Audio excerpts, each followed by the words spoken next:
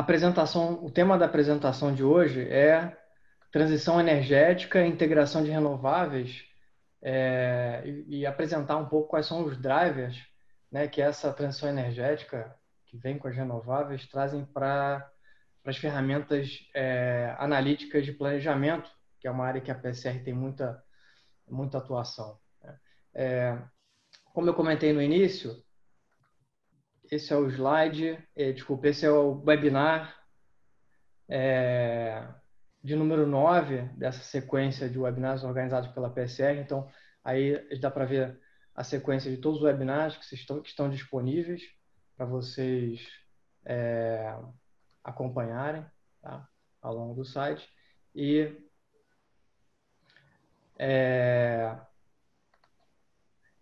um pouco, se você também não conhece, né, a gente, associado ao tema da apresentação de hoje, tivemos um outro webinar de integração de renováveis, tivemos o EnergyCast de integração de renováveis, o nosso podcast com temas relevantes que a PSR traz para o público em geral. Tivemos um webinar de incerteza de renováveis, planejamento energético, e também o nosso Energy Report da edição de maio, que trouxe o tema de flexibilidade, né, a operação. Então, para quem não conhece o Energy Report também, tem mais informações sobre o Energy Report no site da PSR. Bem, então, vou começar com uma apresentação contextualizando a questão da transição energética, depois a gente vai passar para as ferramentas de planejamento, o Carlos vai falar um pouco, e o Alessandro também, do SDP e Time Series Lab, e depois o Wesley e Marta vão falar da parte de estudos de caso, análises de aplicação das ferramentas. Bom, só um pouco o contexto global da geografia da demanda de energia, né? Se a gente for olhar no passado mais ou menos recente, nos anos 2000, essa é a situação que a gente via. Mais ou menos 40% do consumo de energia vinha da América do Norte e Europa. E a Ásia correspondia a em torno de 20%, né? Estados Unidos e União Europeia, forte liderança naquela época, a China vindo atrás, depois seguido África, Índia, e só lá embaixo Sudeste Asiático e Oriente Médio, né? Daí, se a gente olhar o panorama presente mais ou menos, em 2017, esses dados são da Agência Internacional de Energia, uma mudança significativa. A China passou a assumir a primeira posição em termos de consumo energético, falando de energia no aspecto mais amplo. Índia e África também apresentaram um forte aumento nos seus consumos de energia. Aí a unidade apresentada está em milhões de toneladas de óleo equivalente, né? Converte a diferentes consumos uma unidade equivalente de energia. E qual é a perspectiva futura, né? Olhando para 2040, o cenário é que a União Europeia, que estava lá nas primeiras posições, já caiu, né, no ranking de consumo. A China dispara no consumo energético, seguido por Estados Unidos, e a Índia e a África vem logo em seguida.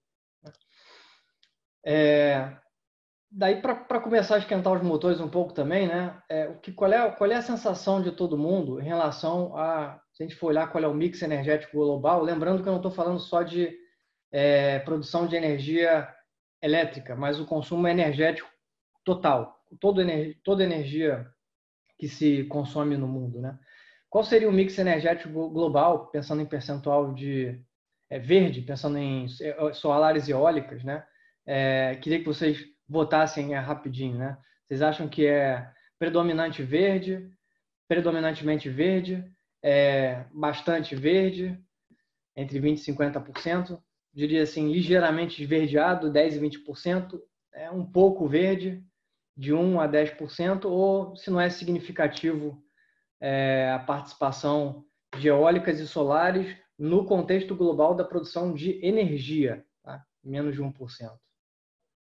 Bem, então vamos encerrar a pesquisa aí para os que foram rápidos aí no gatilho, continuar a apresentação. Aí vocês devem estar vendo aí o resultado da enquete.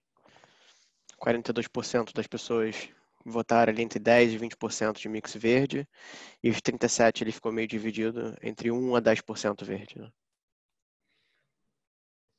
Bom, a verdade é que a resposta certa seria que não é significativamente ser verde, menos de 1% do consumo global de energia, né?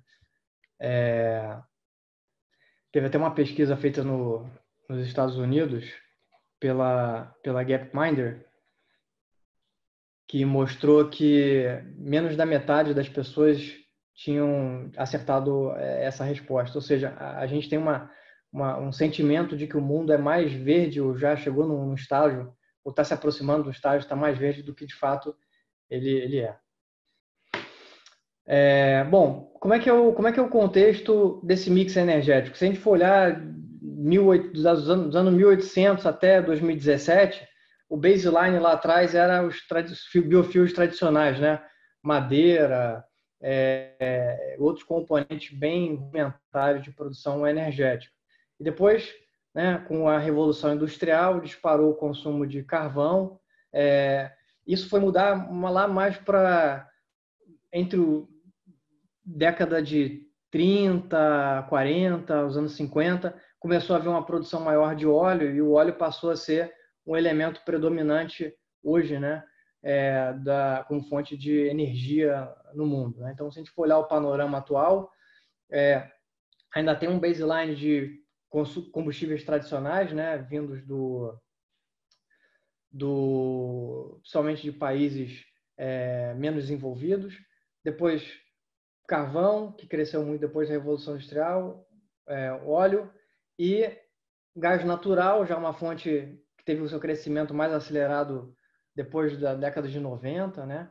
E um pedacinho pequeno ali de eólica, solar, hidrelétricas e outras renováveis, ainda muito pequeno. Se a gente for olhar esse mesmo gráfico, mas em percentual, né? Como é que essa evolução ao longo do tempo fica muito clara a queda com a industrialização no consumo de energia desses biofuels, né, esses combustíveis tradicionais, e como que o carvão e o óleo cresceram, né, seguidos por gás natural. Agora, se a gente eliminar o efeito só para visualizar de uma forma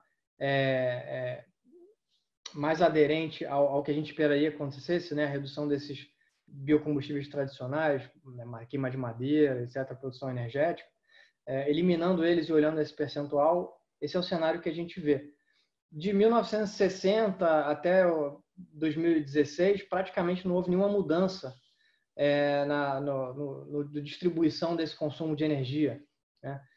Talvez agora, mais recentemente, que você vê ali um verdinho de outras fontes, solar, eólicas, mas essencialmente praticamente não houve mudança no mix de produção de energia global.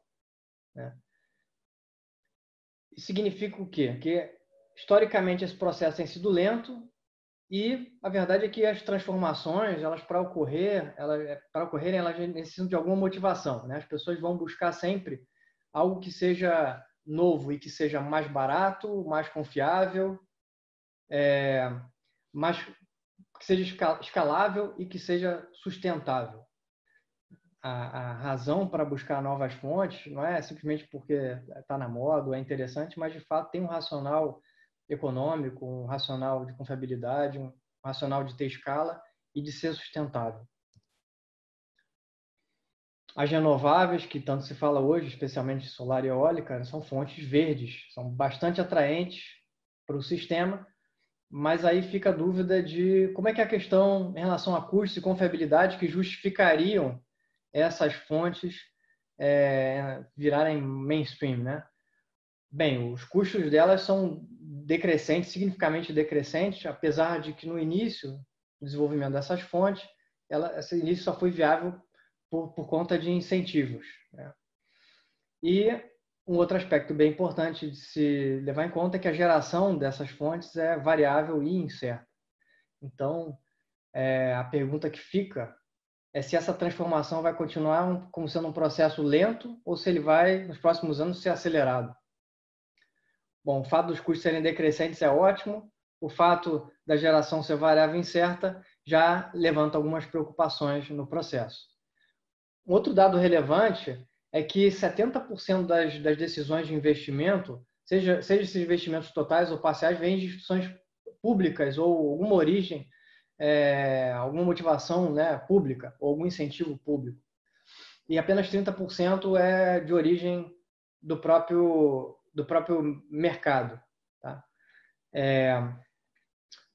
Os consumidores no mundo todo podem, né, todo mundo pode escolher qual é a marca do celular que vai usar, qual é a marca do computador que vai ter.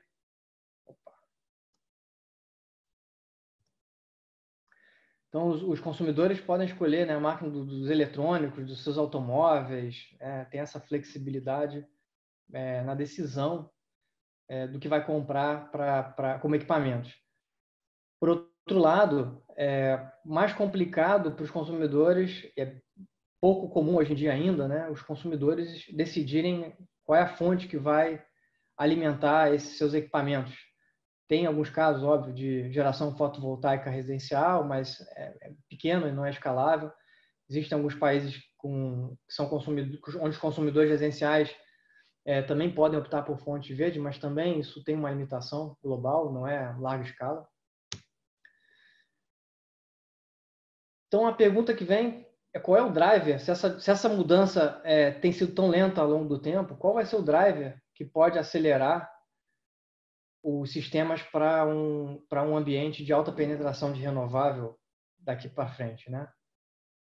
Se a gente olhar, uma motivação inicial são as preocupações com as mudanças climáticas, com redução de emissões de CO2. Tudo vai iniciar, é o início do processo, é o trigger inicial do processo que motiva, mas sozinho isso não funciona. Aí vem políticas de regulações que propiciam que essas fontes renováveis possam se desenvolver. Esse aumento, então, da penetração, vindo dessas preocupações e das novas políticas e regulações, aceleram pesquisa, desenvolvimento, inovação, competição e eficiência. Então, o aumento vira um ciclo virtuoso, o aumento da penetração vai gerando, propiciando novas tecnologias de diminuição de custos, etc. Só que você tem que lidar com esse contexto todo usando os algoritmos e ferramentas que vão poder explorar todas as flexibilidades das diferentes fontes, né, e recursos disponíveis de operação e explorar as sinergias entre eles. Aí sim a gente vai conseguir chegar a uma transição energética que tenha redução de custos, que ela tenha um racional econômico também envolvido, né? E como é que funciona o contexto? A gente falou muito agora de forma ampla de energia, mas como é que funciona o contexto específico da eletricidade? Bom, a eletricidade corresponde a em torno de 19% do consumo total de energia no mundo. Uma boa notícia é que hoje a gente chegou a um marco de ter menos de 1 bilhão, pela primeira vez, de pessoas no mundo sem acesso, ter menos de 1 bilhão de pessoas sem acesso à eletricidade, que é um marco a se comemorar. Por outro lado, ainda é muito triste saber que a quantidade de pessoas sem acesso à energia ainda corresponde a 13% da população mundial. A expectativa da Agência Internacional de Energia, dos cenários criados pela Agência Internacional de Energia, é de que esse crescimento da eletricidade, do contexto de energia, da política energética global, atinja em torno de 24% em 2040. Isso pode ser maior, obviamente, dependendo do caminho que se siga, né? Mas, obviamente, tem uma limitação natural dos usos finais do que se pode ser eletrificado. Então, processos industriais que demandam alto calor, alta quantidade de calor, eles têm dificuldade de serem eletrificados, ou aviação comercial, navegação, né? A maior parte, um aspecto importante é que a maior parte da nova demanda vem de economias em desenvolvimento, seja pelo crescimento econômico desses países ou crescimento populacional também. As coisas andam juntas também, de certa forma. E nas economias desenvolvidas, esse crescimento da eletricidade no share global energético tem sido muito estável, até pelos avanços já feitos em políticas de eficiência energética.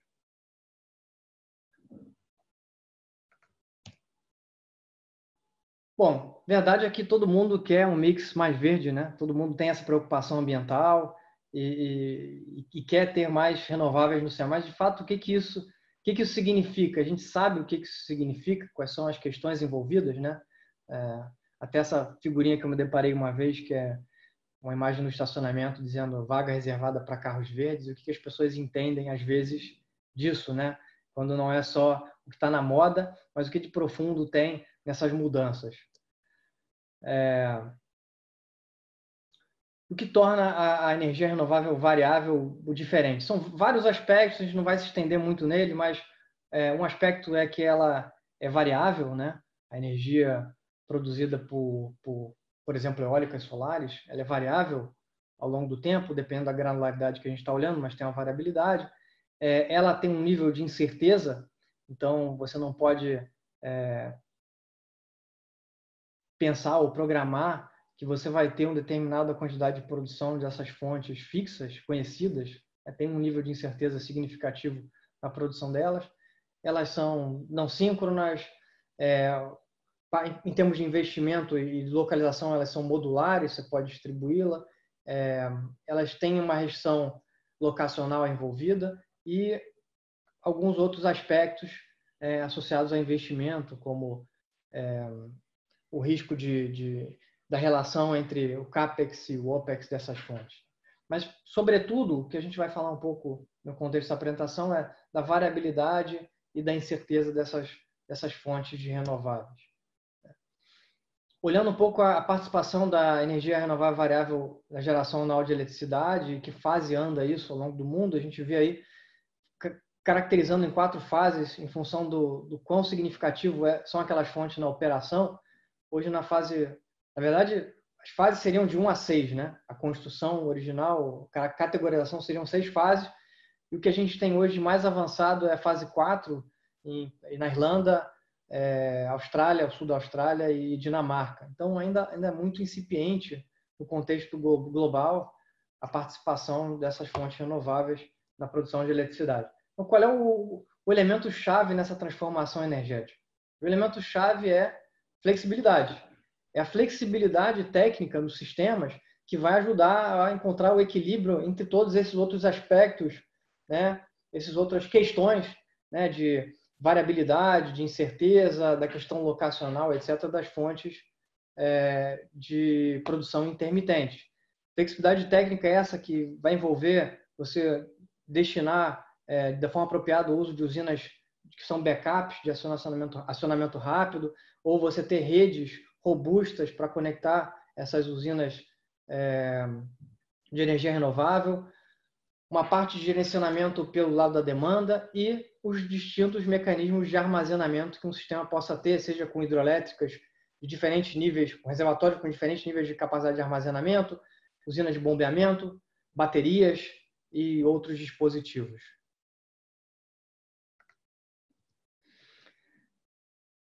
Essa flexibilidade que a gente está falando, ela também está presente em diferentes escalas de tempo, né? Vai desde o subsegundo para garantir questões de estabilidade do sistema, passando por minutos e horas para você poder ter o detalhamento adequado da operação e restrições das usinas e a variabilidade de geração envolvida de diferentes fontes, né? Até a questão de meses e anos no planejamento, quando você precisa balancear o efeito de sazonalidade que existe na disponibilidade dos recursos. Então, o problema é complexo em múltiplos aspectos. E o que torna esse problema ainda mais complexo é que esses ambientes que a gente tem discutido planejamento, eles sofrem mudanças rápidas, e essas mudanças rápidas limitam o valor que a experiência passada dos planejadores possa contribuir. O que se sabia da operação do futuro, quando você tem uma quebra estrutural, já não se aplica copy-paste para a situação atual. Os modelos baseados unicamente em séries temporais, né, onde você usa os dados históricos para tentar estimar parâmetros e prever futuros, não vão funcionar quando você tem alguma quebra estrutural do sistema. E, portanto, vem a necessidade de você ter modelos fundamentalistas, né, para modelar os cenários futuros da produção das renováveis, para otimizar o uso desses dispositivos de armazenamento que eu acabei de citar, para determinar quanto de reserva você precisa ter no sistema para garantir confiabilidade e suprimento. Já muda um pouco a abordagem e esses modelos passam a ser críticos no contexto do planejamento da operação dos sistemas.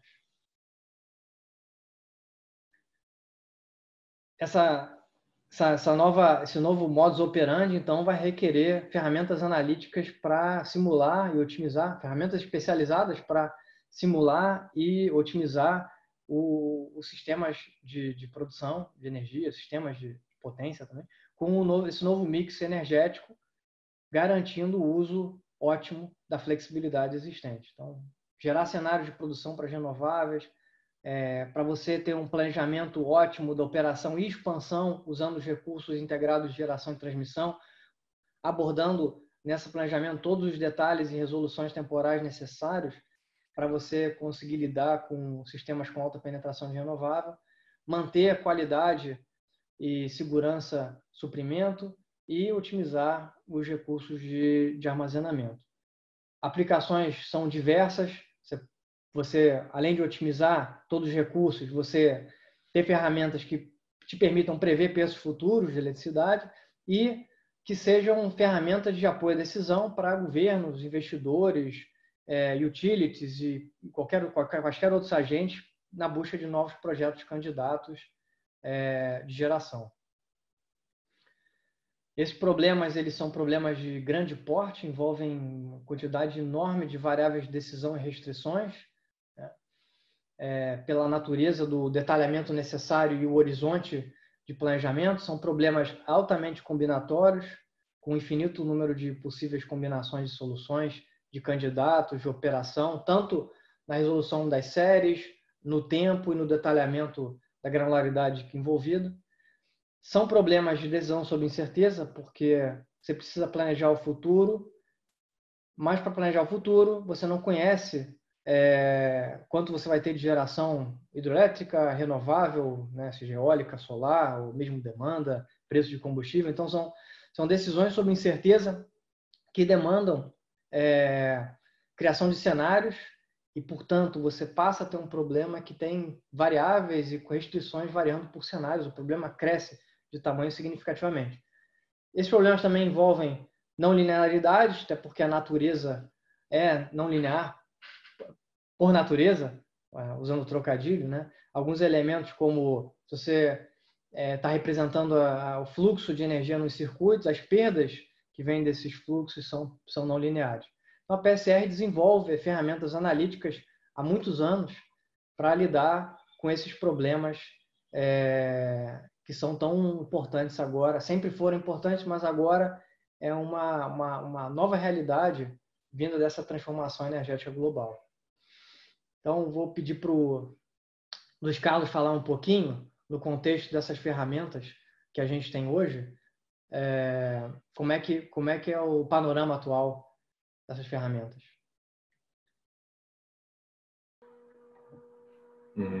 Antes de a gente começar a falar um pouco sobre as ferramentas, queria colocar aí nossa segunda pergunta, que é a seguinte, né? Qual a sua familiaridade com as ferramentas computacionais de qualquer provedor para operação e planejamento do sistema? E aí nós temos a primeira opção, que é muito alta, pessoas que já desenvolveu ou desenvolve ferramentas computacionais para otimização. Alta, se você for um usuário ou é um usuário de tais ferramentas. Média, caso você não seja usuário direto, mas use as ferramentas através de estudos e consultorias que aplicam os resultados dessas ferramentas. Baixo, caso tenha conhecimento a respeito das ferramentas ou já tenha estudado, mas nunca esteve envolvido com aplicações práticas, ou nenhuma, se é a primeira vez que você está tendo contato com esse tipo de ferramenta.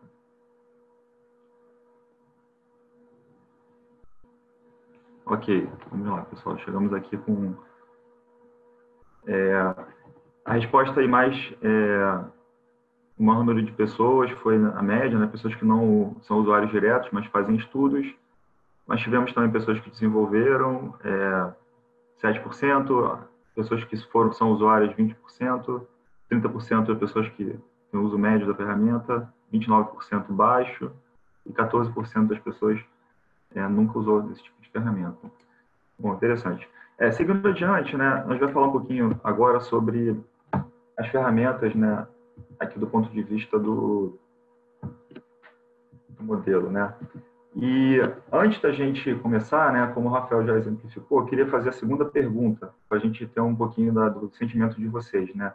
E que características que vocês consideram importantes para representar as ferramentas, de forma que a gente consiga capturar o comportamento do sistema, tendo em vista essa transição energética que a gente está vivendo na atualidade, né, e que está sendo prevista para o futuro.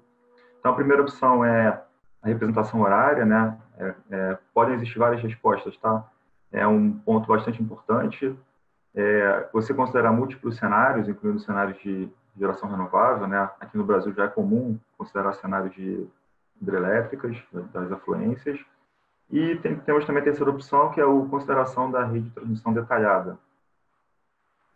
E essa é uma característica importante, porque a pulverização das fontes renováveis ao longo do sistema demanda com que você tenha a conexão dessas usinas em diversos pontos da rede, né? Bom, vamos lá, pessoal, para a gente seguir a apresentação. Temos aí cerca de 50% das pessoas já respondeu. Bom, vamos encerrar então, para a gente seguir a nossa apresentação, tá? As três características foram consideradas importantes, né? 61% das pessoas considera que a representação horária é importante, 88% o uso de múltiplos cenários, 52% o uso da rede de transmissão. Bom, interessante, vamos seguir adiante. A ideia é um pouquinho contar como as ferramentas da PSR, elas permitem com que esses detalhes sejam englobados, né, e considerados no planejamento. Eu vou começar falando sobre o SDVP, tá? Nós tivemos uma versão 16 que foi lançada esse mês, né? E um pouco da contextualização que o Rafael já deu, né? Existem dois grandes movimentos, né, relacionados à transição energética que impactam diretamente nas ferramentas de planejamento. O primeiro deles é a necessidade da inclusão de mais detalhe, maior número de detalhes na formulação e na representação dos modelos, tá? E isso, como o Rafael colocou, né, devido à escala de tempo reduzida, agora a escala horária, ou até mesmo inferior à horária, para que a gente consiga capturar esse nível de detalhe e o comportamento dos elementos, né? Além disso, também tem os cenários, a rede de transmissão, como nós falamos. E o segundo movimento, com relação do ponto de vista dos modelos, é você dotar os modelos, tá, de uma representação que seja suficiente para capturar os recursos de flexibilidade que estão disponíveis, tá? E isso a gente vai ver um pouco mais adiante. O SDVP, só para contextualizar um pouquinho, ele é uma ferramenta que é desenvolvida pela PSR desde 1990. Ele é baseado no algoritmo de PDDE, que é a Programação Dinâmica Dual Estocástica, que é um algoritmo que foi criado pela PSR também nessa época, e ele se dedica basicamente ao planejamento probabilístico da operação do sistema, considerando diversos níveis de detalhe, como resolução horária. Ele é bem detalhado com relação ao sistema de geração, rede de transmissão, rede de gás, entre outros. E também vamos falar um pouco mais adiante do Time Series Lab, que é para modelagem de recursos renováveis não flexíveis. Então, nessas caixinhas que a gente tem de ferramentas, a gente vai focar aqui no item 4A, que é o SDVP, e também no item 2, que é o Time Series Lab.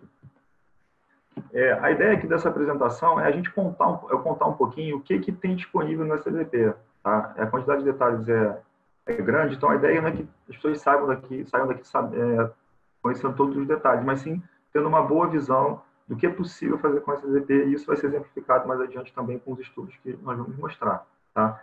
Então, do ponto de vista das hidrelétricas, o SDVP permite a representação detalhada e individualizada de cada reservatório, com restrições que permitem você colocar limites para armazenamento, para os fluxos hídricos, sejam nas turbinas, nos invertedores, nos canais, representar efeitos não lineares, como, por exemplo, a perda de queda e consequente perda no fator de produção, infiltração, evaporação, entre outros. Do ponto de vista de incertezas, o SDVP é capaz de representar um modelo estocástico de vazões, tá? Que captura a sazonalidade, correlação espacial e temporal dessas fontes. E, mais recentemente, a gente tem se dedicado bastante empenho a aprimorar a representação no tempo, né? E nós representamos já há algum tempo com restrições horárias, e nessa última versão que nós fizemos o release, foram incluídos outros aspectos, tá, relacionados às hidrelétricas, como, por exemplo, restrições de rampas de subida e descida, tanto do ponto de vista de defluência, como também do ponto de vista de geração. além de tempo de viagem da água, que no caso do Brasil é um aspecto bastante relevante, dado que a distância dos nossos rios entre as usinas é grande e o tempo de viagem chega a ser relevante de poucas horas até dias, tá? Do ponto de vista das usinas termoelétricas, o SDP é capaz de representar disponibilidade de combustível, curvas de eficiência térmica, também é capaz de representar térmicas com ciclo combinado, essa operação bem detalhada do ponto de vista da representação horária, e vários outros tipos de restrições, como restrições de unit commitment, rampas de subida e descida, e minimum uptime e downtime, como está exemplificado na figura ao lado, né? Ou seja, uma vez que uma usina térmica, por questões técnicas, ela entra em operação, ela tem um limite na qual ela consegue aumentar a sua geração ao longo do tempo, então essa é uma rampa de acionamento, e uma vez que ela chega ao limite mínimo de geração, ela é obrigada a ficar um período de tempo fixo, tá? Até com que ela possa ser desligada. Tá? E quando ela é desligada, também existe uma rampa de desligamento, ela não pode fazer de forma imediata isso, e ela é obrigada a ficar desligada por um período até com que ela consiga ser ligada novamente. Esse tipo de representação, ele adiciona um certo tipo de... adiciona restrições no sistema e, durante a fase de operação, é muito importante com que isso seja levado em consideração também.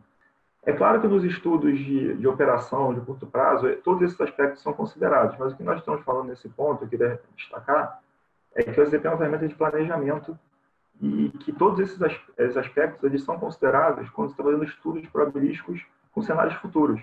Então, o SDP permite que você faça o planejamento da operação tanto para o curto prazo, como também para o longo prazo, ou seja, para os próximos 20 anos, considerando todos esses detalhes em diferentes cenários futuros.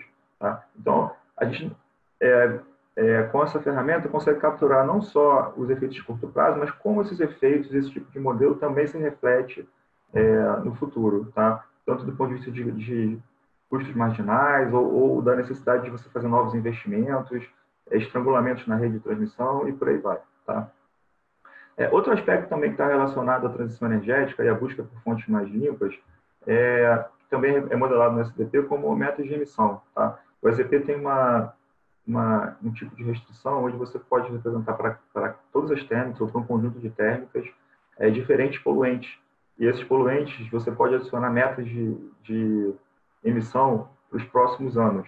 Então, por exemplo, é possível criar uma restrição onde no ano de 2035 ou 2040 você imponha um limite na emissão global de, por exemplo, CO2 ou qualquer outro gás de efeito estufa. Tá? Essa é uma restrição que não impacta diretamente uma usina em específico, mas sim a soma das usinas ao longo de um determinado período. Tá? E isso é colocado também dentro da programação de forma a ser otimizada, de forma integrada com os outros recursos. Nós também temos no SDP a capacidade de modelagem de contratos de combustível por integral. Tradicionalmente, as usinas elas se declaram inflexíveis e com os níveis de geração mínima porque elas têm que atender cláusulas de seus contratos de take-or-pay. Então, por exemplo, uma usina pode dizer, olha, eu tenho que despachar no mínimo 30% da minha capacidade porque esse combustível já está pré-pago. E nós sabemos que muitas vezes esses contratos têm algum nível de flexibilidade, as cláusulas não são tão rígidas assim.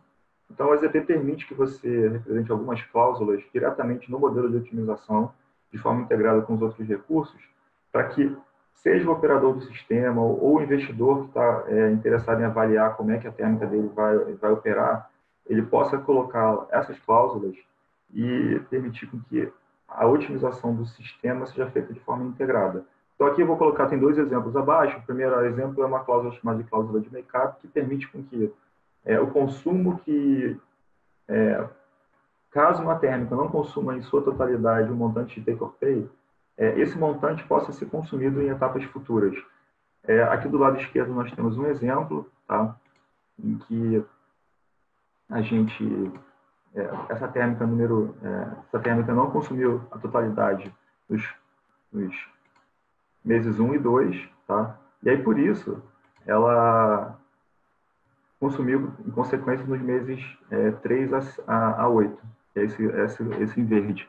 Nós temos também do lado um outro tipo de cláusula, que é a cláusula chamada de carry forward, que permite o contrário. Ao invés de você consumir posteriormente um montante que não foi consumido, essa cláusula dá flexibilidade com que você antecipe um montante de take-or-pay sem incorrer nenhum custo no presente. Tá? Bom, nós temos também outros dispositivos para armazenamento. E esses dispositivos, eles começam desde das hidrelétricas, que podem ser vistos como grandes baterias de água, mas para um armazenamento mais de longo prazo. Nós temos também a representação de usinas reversíveis e que podem ser um armazenamento de um intervalo menor. E também temos baterias, que são dispositivos que têm despertado bastante interesse na atualidade, onde nós representamos capacidade de armazenamento, capacidade de carga e descarga, eficiência e restrições de rampa também. Aqui nós temos um exemplo de uma operação de uma bateria, tá, que foi simulada com o SDDP ao longo de 24 horas, tá, então foi uma simulação horária. Nós temos a bateria em roxo, né, então fica claro que nas horas de 1 a 8, que é durante a noite, ela está nesse caso, gerando energia, porque é quando você não tem fonte renovável disponível. Nas horas do dia, ela aproveita para ser carregada, então nesse ponto a gente vê que a curva verde está aumentando, né? Então ela está sendo carregada, e ela volta a descarregar e gerar energia, no caso, a partir das 17 horas, quando os recursos renováveis eles, se tornam escassos novamente. Tá? Do ponto de vista... Outro aspecto que permite flexibilidade do sistema é a gente consegue modelar na CP a resposta da demanda. Então, assim, nós temos desde o aspecto básico, onde você é capaz de representar a elasticidade da demanda através de curvas de preço e quantidade. Tá? Então, dependendo do nível do preço spot, tá? A demanda pode ser reduzida e ser feita de forma otimizada durante o processo do SDDP. Nós temos também um nível bastante detalhado de como você pode diferenciar a demanda. Então, você pode representar em diferentes classes, como, por exemplo, residencial, comercial, industrial, e também em diferentes regiões, e aí de acordo com o nível do seu estudo de interesse, né? Então, desde sistêmicos, por áreas elétricas, ou também em barras.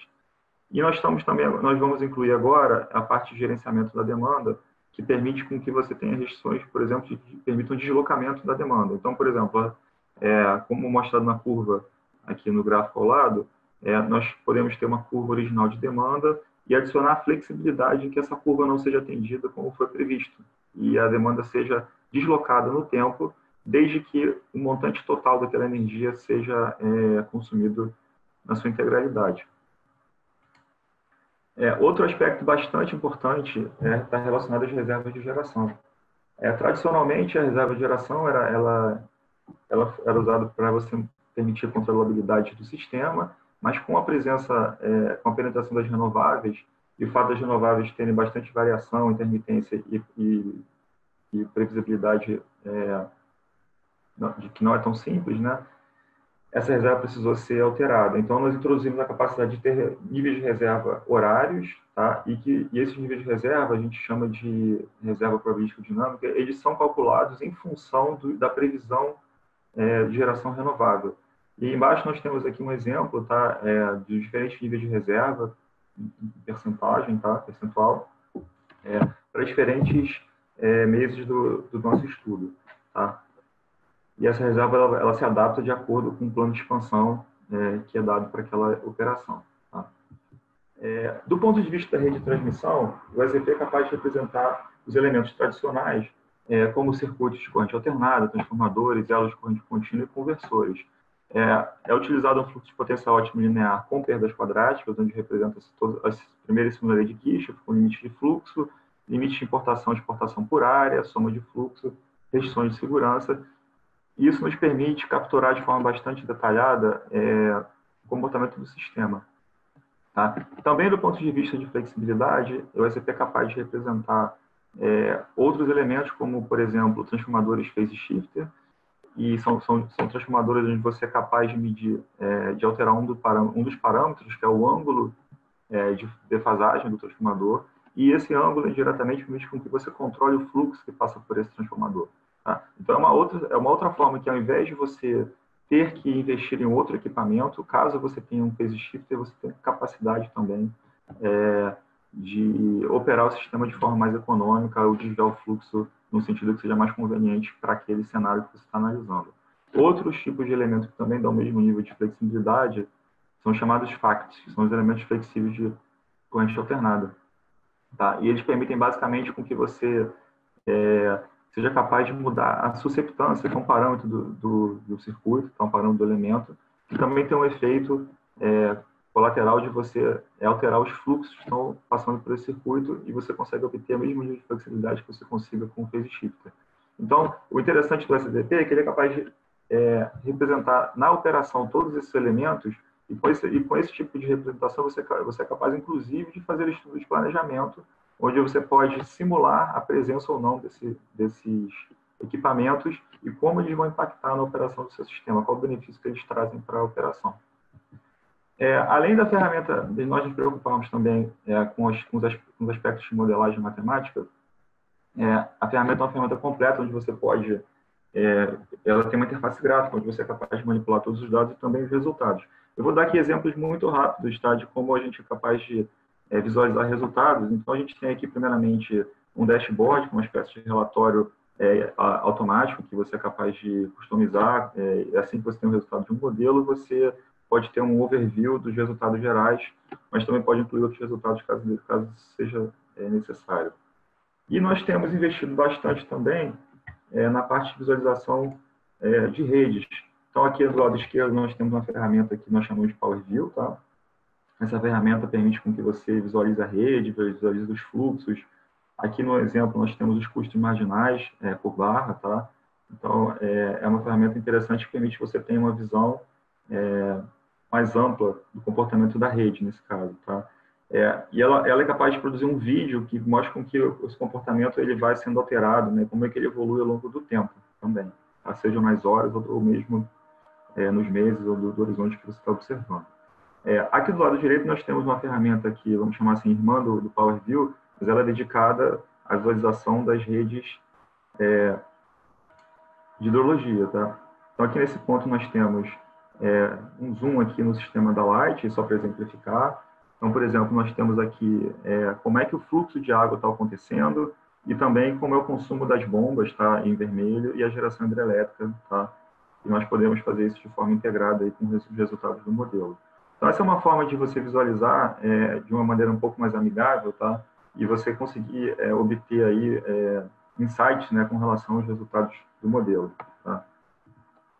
Eu vou seguir agora para o próximo slide e falar aqui no nosso último tópico do SDP, que está relacionado também à computação em nuvem. À medida com que os modelos ficam mais detalhados, obviamente, eles também vão necessitar de um poder computacional maior para sua execução.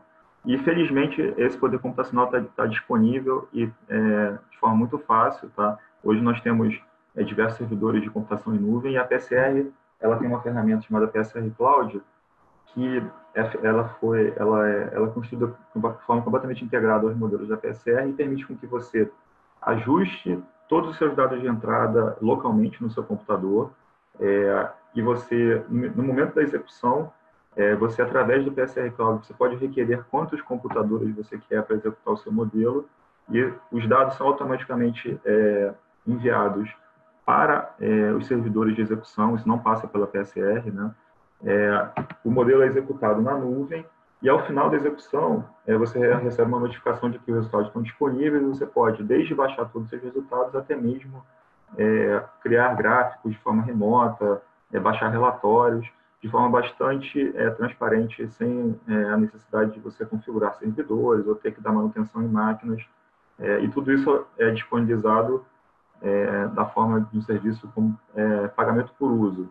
Então, o cliente basicamente adquire créditos do PSR Cloud e, à medida que ele vai usando esses créditos, que são os custos, basicamente os custos para a manutenção dessas execuções, ele vai sendo debitado da sua conta, tá? Bom, agora eu queria fechar esse pedaço da apresentação com uma pergunta para todos. O pessoal Alessandro coloca essa pergunta, que é a seguinte, né? Que tipo de flexibilidade você considera importante para a operação e planejamento do sistema, né? Então, temos aí na primeira opção as usinas hidrelétricas, em seguida nós temos as baterias, né? Temos também a resposta da demanda, contratos de combustível flexíveis e os equipamentos de transmissão, tá? Vou guardar um pouquinho para que todos possam responder.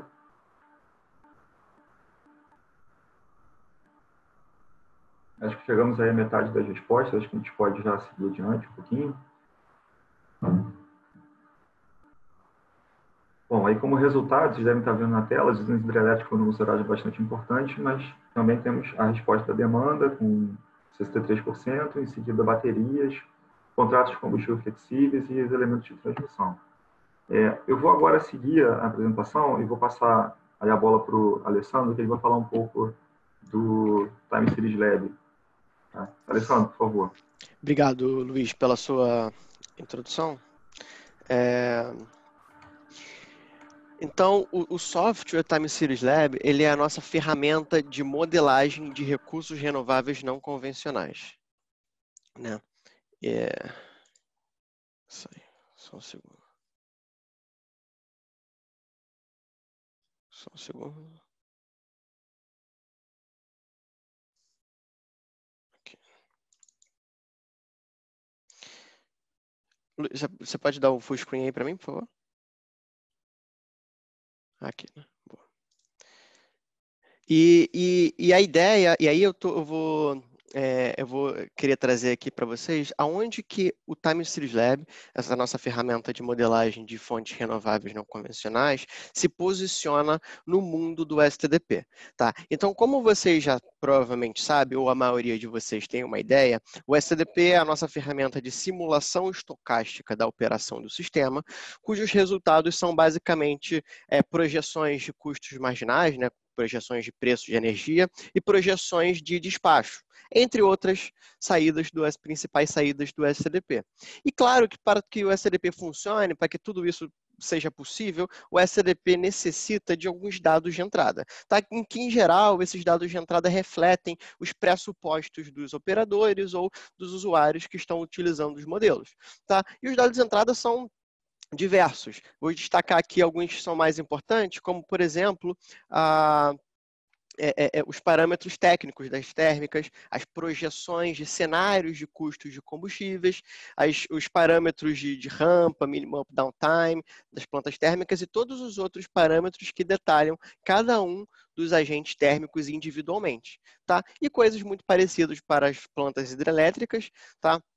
Temos aqui dados relacionados aos cenários de vazão, dados relacionados ao tamanho dos reservatórios e todos aqueles dados que são importantes para uma modelagem detalhada individual de cada uma dos agentes. Tá? E temos diversos outros dados de entrada que são, assim, digamos, mais convencionais, como os parâmetros da rede de transmissão, outras fontes de energia como biomassa, etc. Tá?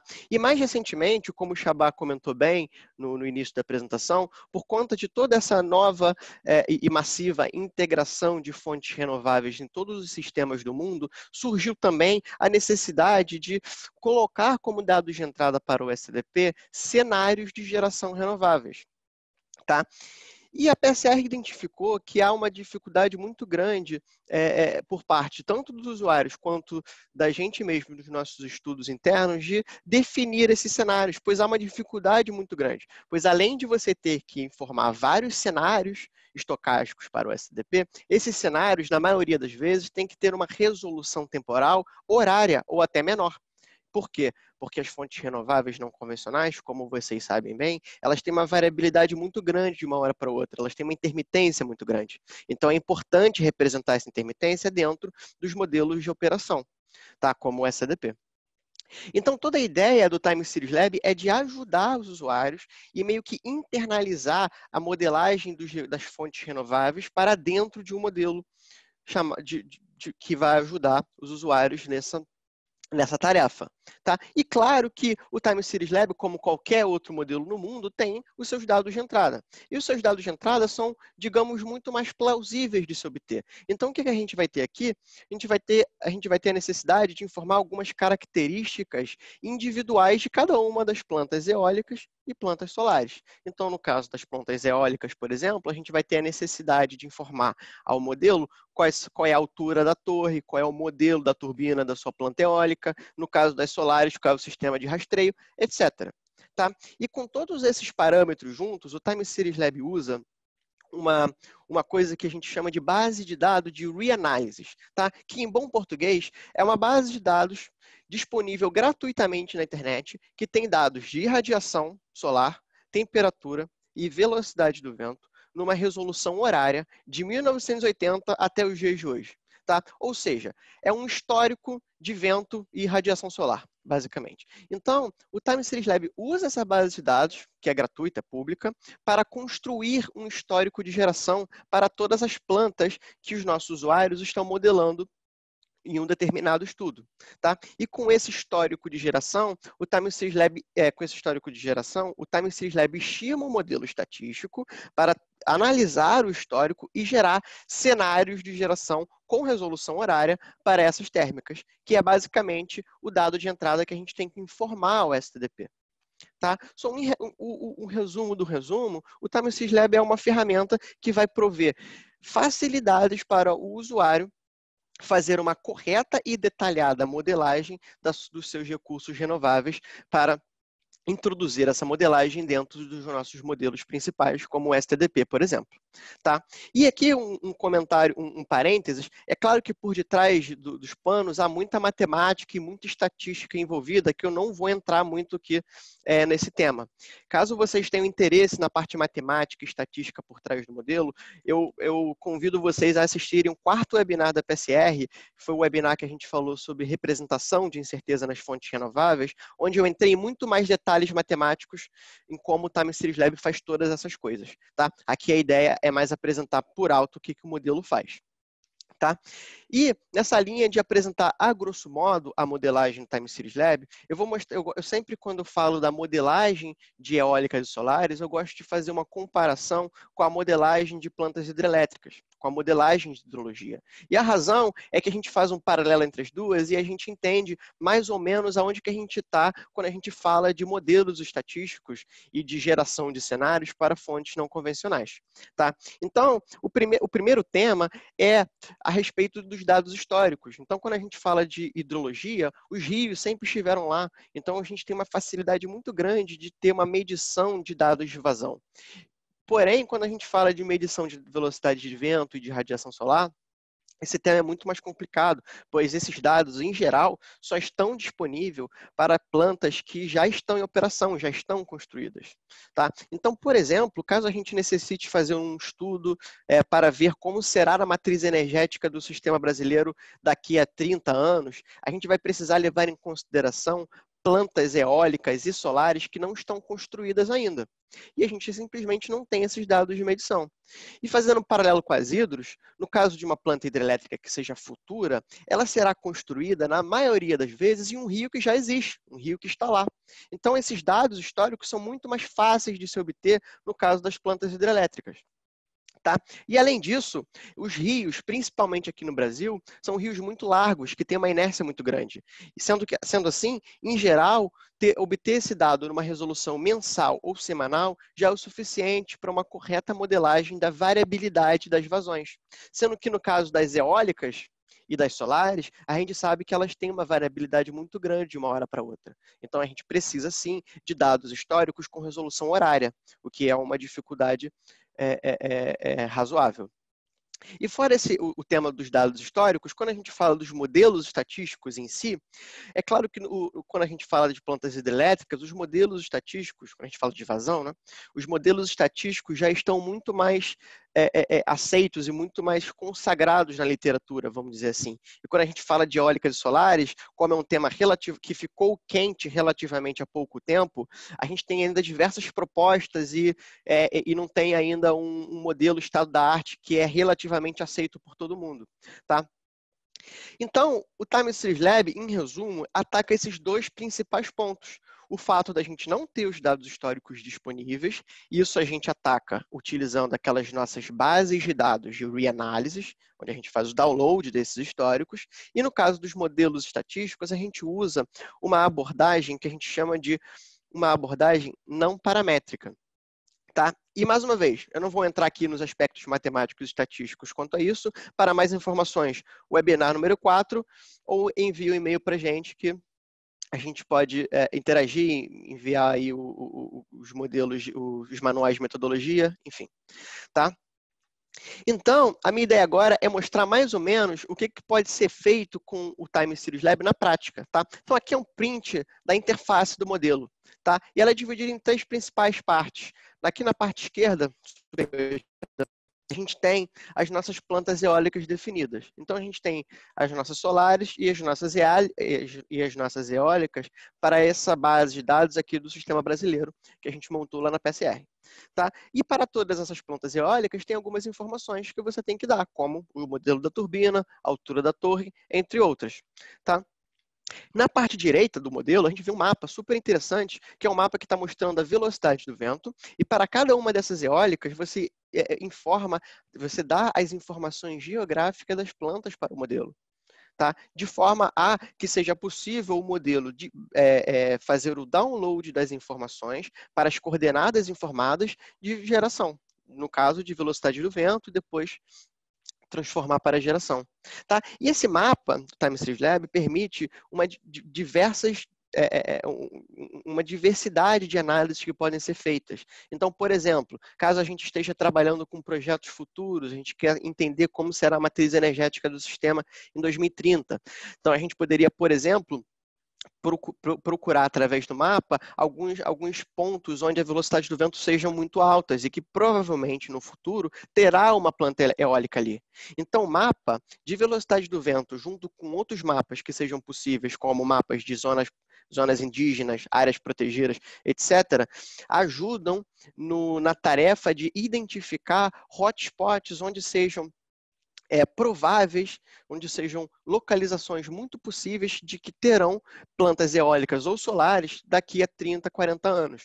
Tá? Então, o Time Series Lab ele é um conjunto de ferramentas que dá para o usuário maneiras muito interessantes de analisar os seus recursos renováveis de um determinado país ou analisar especificamente algumas plantas que ele esteja interessado. Então, posso, por exemplo, analisar qual é a melhor configuração de turbina para a minha planta eólica. Será que vale a pena eu investir um pouco a mais para ter uma turbina melhor? Será que compensa o fator de capacidade? Então, todas essas análises um pouco mais detalhadas acerca de cada uma das plantas individualmente podem ser feitas através do Time Series Lab. E o mais legal é que, como esse modelo está 100% integrado com o STDP, depois de fazer a sua modelagem dos seus recursos renováveis, você ainda pode fazer uma simulação do sistema, gerando cenários de preço, cenários de despacho, que estejam 100% correlacionados com os seus parâmetros, com os parâmetros das suas fontes renováveis. Tá? Então, essa era a história que eu gostaria de contar. E aí, só mostrando aqui em geral alguns resultados do modelo. Tá? Então, após rodar o modelo, você tem uma gama de análises gráficas que você pode fazer. Aqui eu trouxe as que eu julgo mais interessantes. Aqui, por exemplo, a gente está vendo um perfil de geração diário das plantas, de cada uma das plantas que a gente está modelando. Tá? Então, aqui, por exemplo, eu fiz uma rodada, eu gerei aqui 4 perfis de geração. Então, quais são as respostas que isso traz para a gente? Como será o perfil de geração da minha planta eólica na Bahia, por exemplo, com essa determinada turbina? Com essa determinada turbina, o meu perfil de geração é um perfil noturno, o que é muito legal para complementar com uma solar, por exemplo. A minha eólica no sul tem uma turbina Y. A minha eólica no sul, com essa turbina Y, tem um perfil de geração um pouco mais flat ao longo do dia. Isso pode ser interessante para mitigar risco, por exemplo. Então, uma diversidade de análises que pode ser feito com o Time Series Lab e principalmente com o Time Series Lab integrado ao STDP. Tá? E agora, para terminar, só mostrando aqui alguns outros gráficos que podem ser analisados. Aqui, por exemplo, você pode ver gráficos da distribuição de probabilidade. Então, eu quero ver a distribuição de probabilidade do meu histórico e ver se, de fato, os cenários gerados pelo Time Series Lab representam bem a variabilidade do meu histórico, representam bem as coisas que aconteceram no passado. Isso pode ser feito através da distribuição de probabilidade.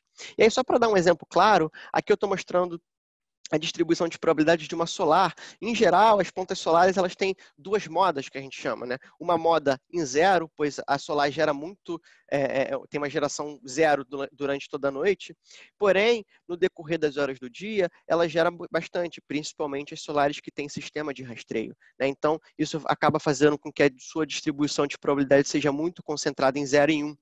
E será que o modelo estatístico do Time Series Lab consegue representar essas coisas direito? Consegue representar essas coisas com fidelidade?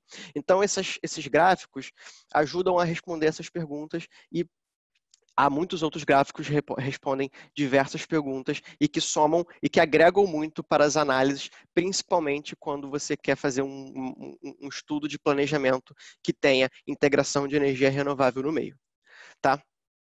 Então, isso foi um resumo do Time Series Lab. Para mais informações, podem mandar perguntas no Q&A, enviar e-mail para a gente ou assistir ao webinar número 4. Tá? Agora, eu quero passar a bola aí para o Wesley, que ele vai falar um pouco de como que a PSR utiliza os nossos modelos, que são desenvolvidos in-house, como que a gente utiliza os nossos modelos nos nossos próprios estudos, né? E que é uma coisa muito interessante para mostrar para vocês como que esses modelos podem agregar nas nossas análises, como que a gente pode tirar suco dos resultados do modelo. Tá? Então, eu vou disparar aqui uma pergunta para a gente começar, que é para saber se vocês estão aí familiarizados mais ou menos com os estudos oficiais que são feitos aqui no sistema brasileiro, com os modelos que são utilizados aqui no Brasil. Tá? Eu vou disparar aqui a enquete. Obrigado, Alessandro. A gente está com a pesquisa rolando aqui. Já temos mais ou menos metade do pessoal respondendo. Vou dar mais um tempinho aqui. Interessante que mais da metade da plateia está bem acostumado aí com PDE, né? Que é acho que é um dos estudos mais famosos mesmo do setor. Sim. Uma coisa que a gente vai comentar bastante, né? Vai ser bem interessante. Tá, acho que mais da metade já respondeu, Wesley. Então, vou dar compartilhar o resultado aqui com o pessoal e bola com você. Certo. Boa tarde a todos. A gente viu aqui que o estudo mais famoso mesmo do setor é o PDE, que é o planejamento da expansão do setor de energia, não só lidando com eletricidade, mas de energia em geral.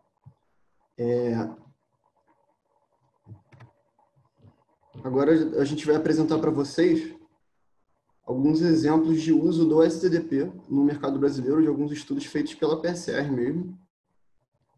Mas antes eu queria dar um contexto do que seria esse tipo de estudo e como que eu chego na base de resultados que eu posso fazer análise com modelos de otimização. Certo.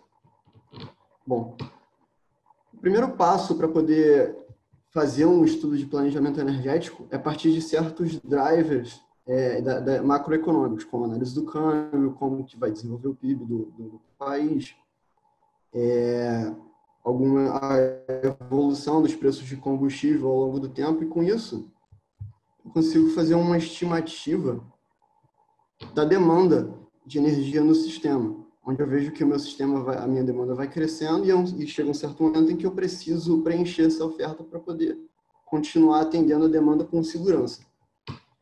Definindo isso, a gente fez um pequeno exercício aqui de evolução do sistema elétrico brasileiro, começando em 2020, indo até em 2040, onde a gente vê uma evolução grande das fontes renováveis, aqui no caso são eólicas e solares em conjunto, e uma redução da participação de usinas hidrelétricas ao longo do tempo.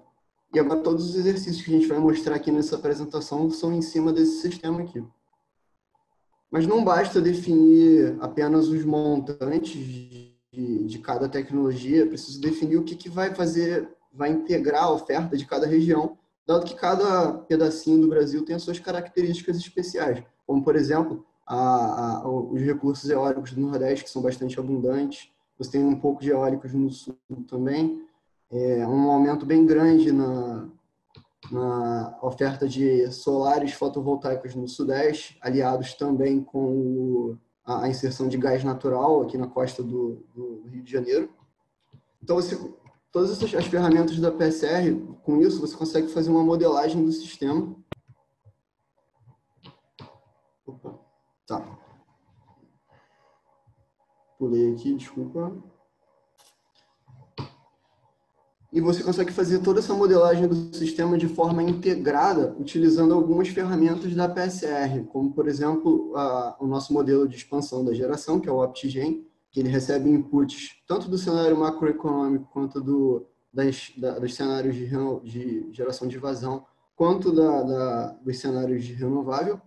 E esse modelo de expansão que vai construir o seu sistema ao longo do tempo, vai observar como o seu sistema está evoluindo e alimenta um modelo de despacho que é o SCDP, que é o foco dessa apresentação aqui. E com esse modelo de despacho, eu consigo fazer simulações do sistema para vários estados, várias séries, tanto de vazão quanto de cenários de renovável. Então, eu consigo entender como que os diferentes tipos de tecnologia vão afetar o atendimento à demanda do futuro, vendo preço de energia, certo? Então, a gente viu que a PSR tem um conjunto de modelos matemáticos que trabalham de forma integrada para poder fazer umas simulações do sistema. Ele tem diversas aplicações em estudos energéticos, eu vou mostrar alguns dos usos dele no Brasil, e só para tornar a apresentação um pouco mais didática, eu dividi ela em dois mundos, que são as análises sistêmicas e as análises individuais. Eu vou falar um pouco para vocês o que é cada uma dessas análises. Primeiro, olhando para as análises sistêmicas. São aquelas análises mais voltadas a entender como é que vai ser o comportamento do sistema e o uso do portfólio de tecnologias que o compõe. E aí eu posso tirar diversos resultados desse tipo de análise, como projeções de PLD, ver como que o preço de energia está evoluindo no tempo. Eu posso fazer análises de risco relacionados a suprimento energético. Será que o sistema que eu construí, baseado nas minhas premissas, ele está atendendo os critérios de segurança que o operador requer do sistema? Outro ponto bem interessante, que é o nível de segurança na questão do atendimento à ponta, dada a variabilidade da geração intermitente. Será que o meu sistema vai conseguir suprir essa demanda de ponta? Enfim, são diversas as análises, eu vou mostrar alguns exemplos disso para vocês. Primeiro aqui eu tenho uma projeção de despacho, num exercíciozinho aqui feito para o ano de 2025. Eu tenho o balanço de geração para uma semana de fevereiro e outra para uma semana de outubro. Então, assim, no período úmido e período seco do Brasil. E aqui é uma simulação com diversos cenários de eólica e solar e vazão também, mas eu peguei uma média para poder mostrar para vocês de forma mais simples. Então, aqui a gente tem o balanço de geração e a variação dos custos marginais ao longo de uma semana. O que é legal de destacar aqui? Você vê que num dia que a demanda é bem baixa, você acaba tendo afundamentos de preço bem significativos. E outro ponto bem interessante daqui dessa figura é a análise do atendimento das hidrelétricas da demanda. Vocês veem que ela vai acompanhando o crescimento da carga ao longo do dia, que é algo mostrando a flexibilidade delas.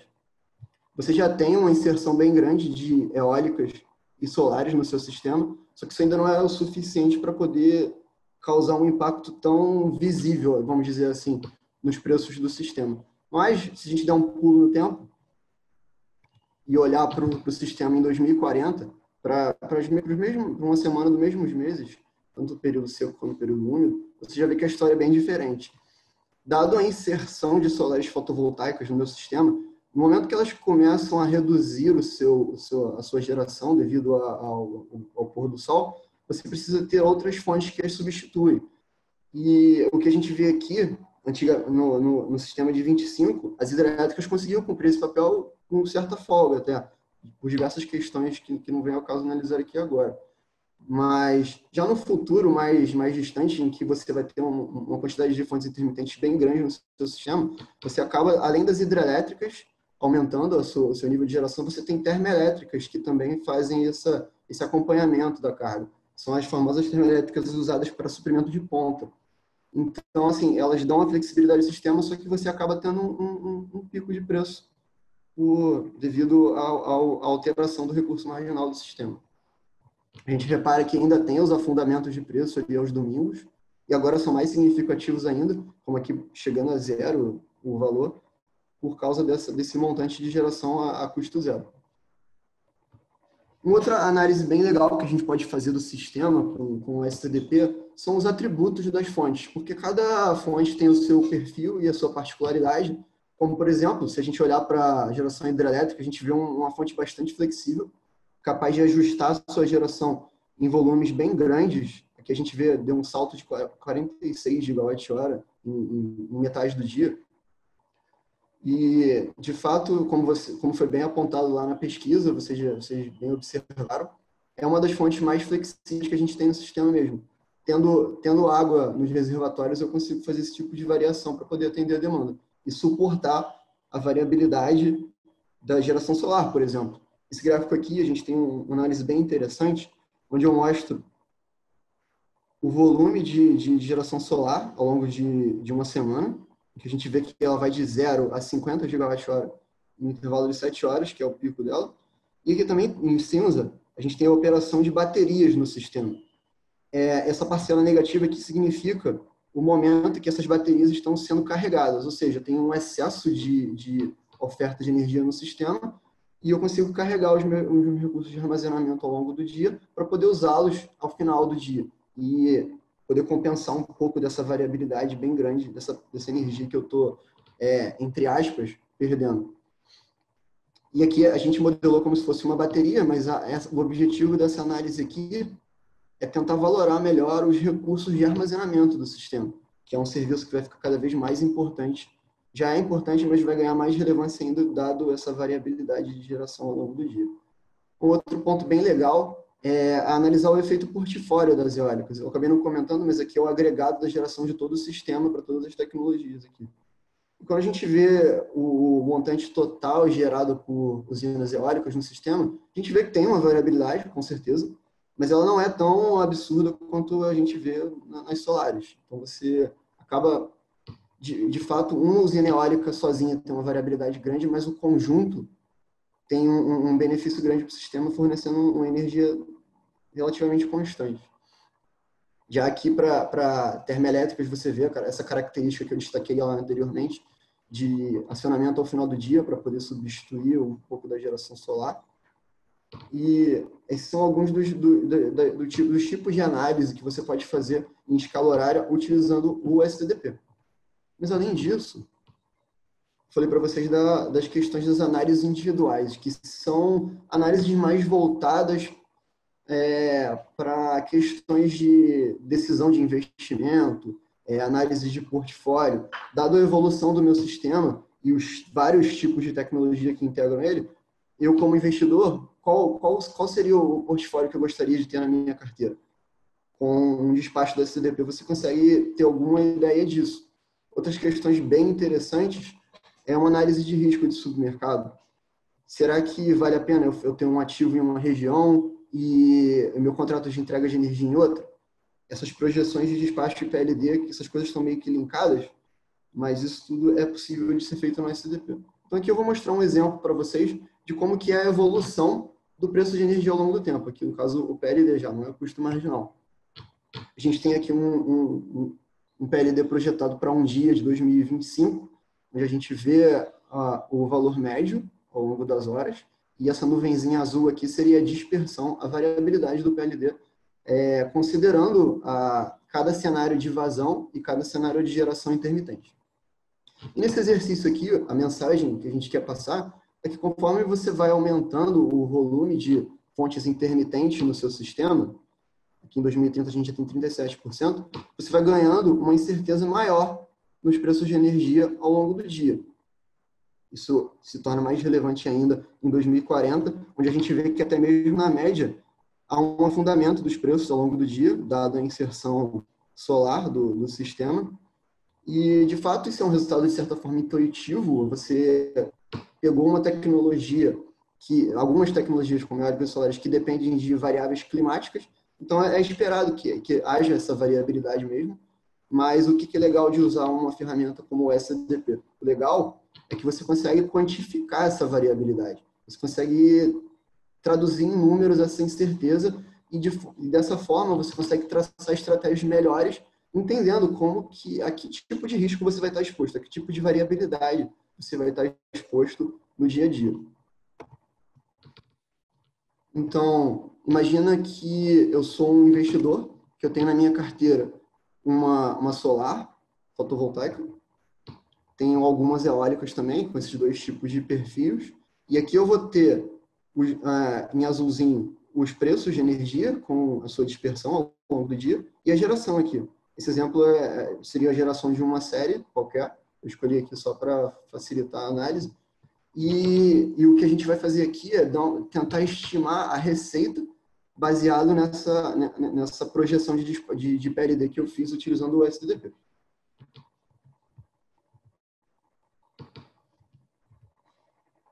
Bom, aqui nesse gráfico eu vou ter o meu perfil de geração eólica. Em pontilhado, eu tenho um contrato de entrega de energia, que é fixo ao longo do dia. Claro que eu vou ter uma variabilidade da geração eólica ao longo do dia, então eu vou ter momentos de excesso e momentos de falta de energia. Nesses momentos de excesso, eu posso vender esse excesso no mercado spot, mas nos momentos de déficit eu vou ter que comprar para poder honrar com o meu contrato. Quando eu comparo isso com o PLD do dia e da hora, eu consigo fazer uma liquidação ao final do dia para entender o quanto que eu ganhei ou perdi em termos financeiros com esse meu ativo. Aqui nesse caso eu tenho um exemplo que eu tive uma receita positiva, mas aqui é um exemplo para uma série apenas e um dia. O SDDP ele te permite uma flexibilidade para fazer esse tipo de análise para todos os dias do ano, todas as horas e todas as séries que você simular. Sendo assim, você consegue ajustar o seu perfil de risco baseado no output do modelo. E, por fim, esse tipo de análise energética, ele tem essa representação da rede um pouco mais simplificada, onde você quer representar as trocas de energia entre os sistemas. Mas o STDP ele não se limita a isso. Você também pode fazer uma modelagem mais detalhada da rede, que são os estudos que a Marta vai apresentar agora para vocês. Então, aqui, a nossa próxima pesquisa é exatamente sobre o planejamento, considerando a rede de transmissão mais detalhada. E a gente queria saber o quão familiarizados vocês estão com essa representação. Muito obrigado a todos. Vamos aqui pegar os numerozinhos de vocês.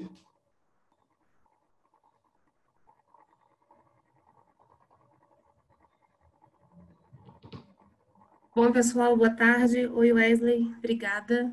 E aí, aqui já nós temos 50% dos votos já.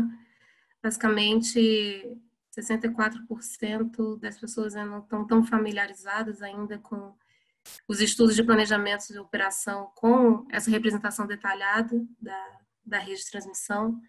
Acho que a gente já pode encerrar nossa... Muito bem, e aí aqui estão os resultados.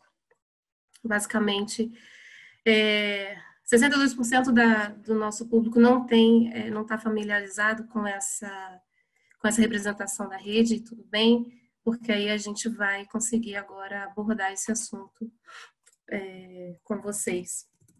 Bem, só fechar aqui.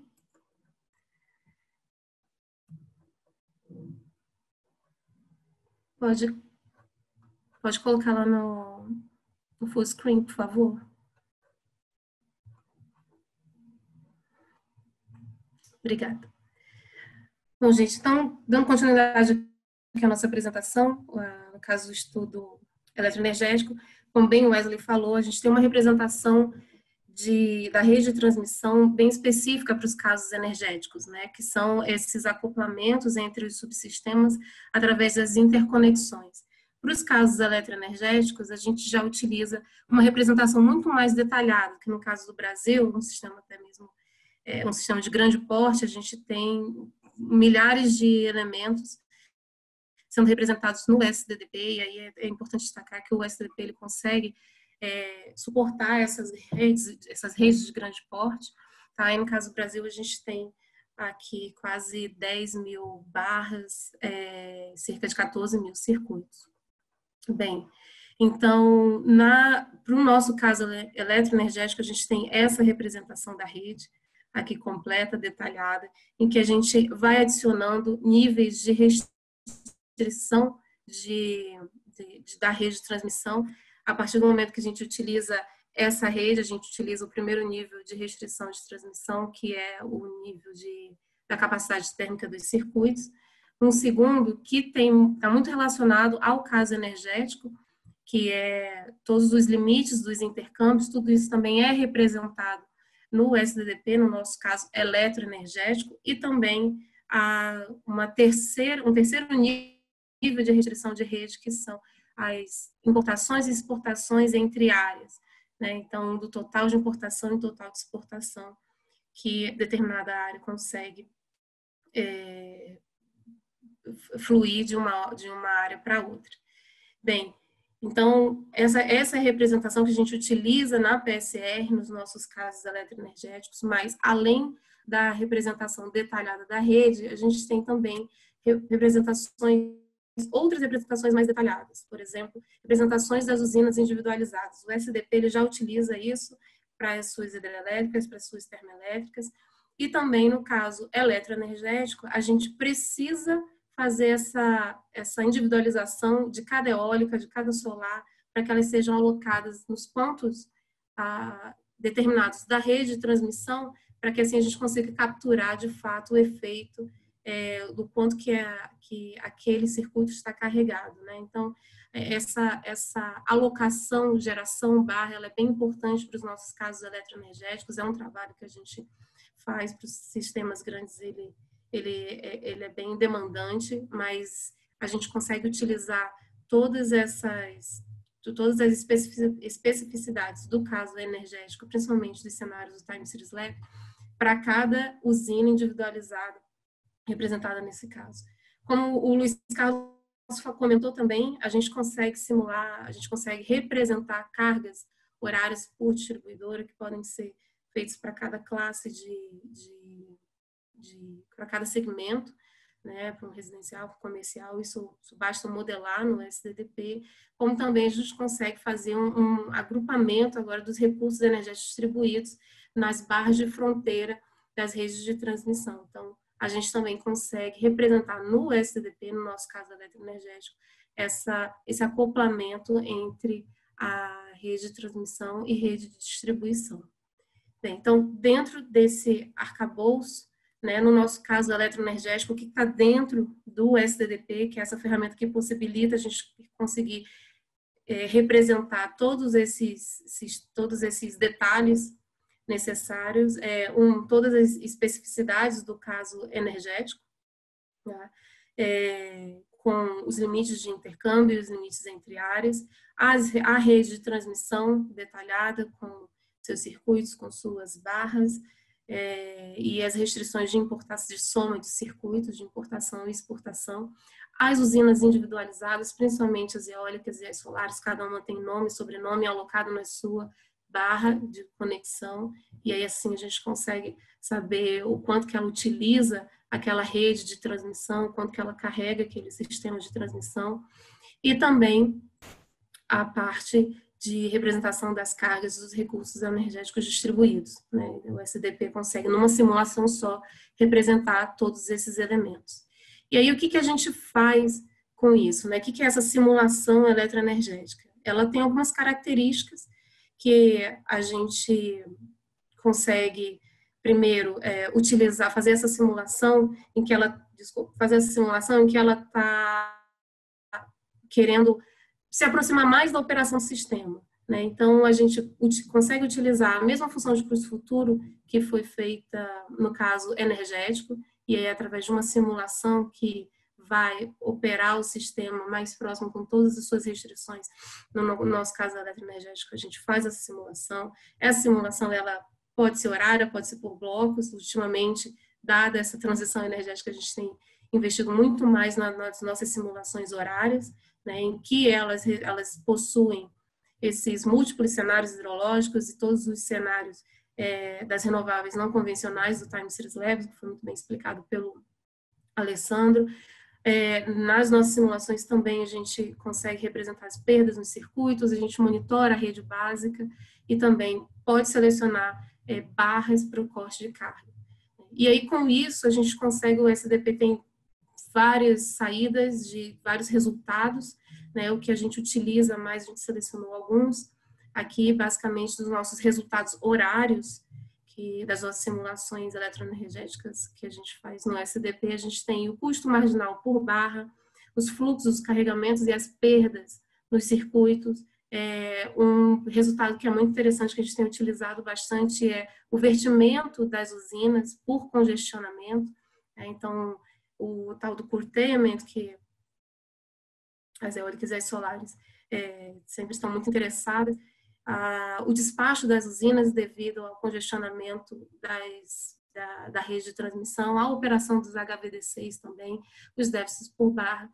Então, dentro desse conjunto de resultados que a gente tem, a gente consegue fazer diversos estudos, tá? E dentro desses estudos a gente tem a avaliação do curtailment das eólicas e das solares, é um dos estudos que a gente tem investido bastante e é possibilitado com o SDDP, o acoplamento entre as redes de transmissão e distribuição, que são feitos através do custo marginal de operação das barras de fronteira, a avaliação das perdas da rede básica, uma vez que você tem uma evolução da rede de transmissão, uma vez que você tem uma evolução do parque gerador e aonde esse parque se conecta, as perdas podem aumentar mais ou diminuir, então isso a gente também consegue avaliar com o SDP, fazer a avaliação do congestionamento da rede, tanto entre os supermercados e principalmente quando a gente tem essa representação detalhada da rede, a gente consegue fazer isso intra-supermercado, né? Ver quais são as restrições dentro do supermercado que podem limitar a geração ou acionar mais essa geração de alguma usina. Então, a gente tem a análise desse despacho das usinas por restrição elétrica, a gente consegue também avaliar a operação dos HVDC, fazer nas redes de fronteira entre as redes de transmissão e distribuição, e a gente também consegue, através das simulações eletroenergéticas, fazer estudos de alocação ótima de equipamentos que trazem mais flexibilidade para a rede, como, por exemplo, as baterias e os controladores de fluxo, como os FACs. E também, acho que há outras estatísticas também, como a probabilidade de corte por barra, tudo isso é possibilitado com essa simulação eletroenergética no SDDP. E aí, vou abordar alguns dos estudos que a gente faz, exemplificar, na verdade, dessa lista que eu comentei. Então, quando a gente faz a nossa simulação eletroenergética, a gente tem a saída do custo marginal de operação por barra, né, isso para todos os cenários, e a gente consegue ver dentro dessa figura aqui o custo marginal de operação médio por barra. Se a gente quiser fazer alguma técnica de clusterização, a partir da clusterização desses custos marginais, a gente consegue verificar quais são as restrições dentro de uma área para outra. Elas não necessariamente precisam estar entre só os subsistemas, elas podem ter pontos dentro do mesmo subsistema com restrições, tá? Assim como uma outra saída do SDDP é também o carregamento médio dos circuitos. Na verdade, a gente tem um carregamento em todos os cenários que são simulados, e aí aqui a gente está prestando carregamento médio dos circuitos, e se a gente quiser, a gente pode levantar a distribuição de probabilidade acumulada de cada circuito, né? É uma quantidade de números enormes, mas se a gente pegar alguns circuitos de interesse, por exemplo, os circuitos da Norte-Sul, a gente consegue verificar quanto tempo, qual a probabilidade dele ficar mais carregado ou menos carregado. Tá? Então, esse é também um tipo de resultado que a gente consegue obter com o SDDP. Outro resultado que é extremamente interessante e é obtido através da nossa simulação eletroenergética é a gente avaliar qual o risco de vertimento, qual o risco de curtailment para esses projetos renováveis não convencionais.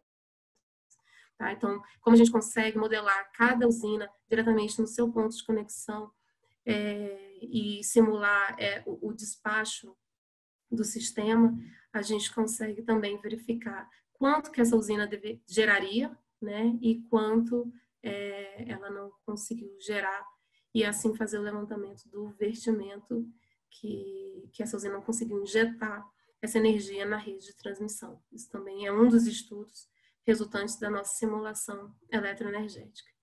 E aí, por fim, acho que são mais dois exemplos de estudo que a gente faz, que é a alocação ótima de equipamentos. né, que o que a gente mais precisa na nossa rede, no nosso sistema hoje é flexibilidade, então a gente também consegue, com o SDDP, avaliar, depois de um pós-processamento, é claro, a alocação ótima de alguns dispositivos como baterias e os faxes, em que eles podem beneficiar o sistema, trazendo mais flexibilidade para ele.